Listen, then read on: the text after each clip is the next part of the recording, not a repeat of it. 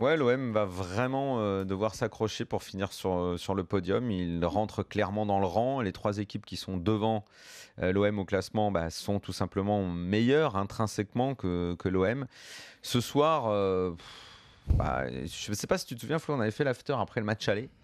J'avais parlé, ça avait beaucoup énervé les Bordelais, j'avais parlé de néant footballistique pour ce qui les concerne. On l'a revu ce soir, sauf que là, ils ont gagné. Ils ont fait le hold-up. Voilà. Ça arrive dans le foot. Voilà. Le jeu offensif de cette équipe n'existe pas.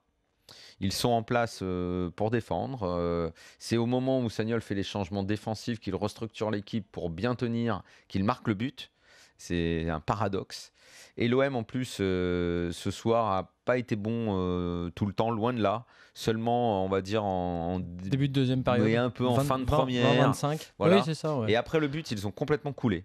Comme si mentalement, on peut parler d'un tournant à ce niveau-là, parce que là ils ont lâché. Mentalement, et quand je vois qu'à la fin, c'est plutôt bien parce qu'ils ils sont pas allés à nouveau vers l'arbitre, mais je voyais Gignac qui en gros n'avait même plus la force d'aller discuter atteint mentalement. Je sais pas, il leur reste 6 matchs maintenant.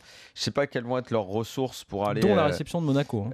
Pour aller chercher ce podium. Qui, on en reparlera plus tard, mais n'est pas forcément vital. Souvent, on va trop vite dans les développements de clubs. Je ne sais pas si aller se faire taper en tour préliminaire parce que tu n'es pas prêt, c'est forcément bien.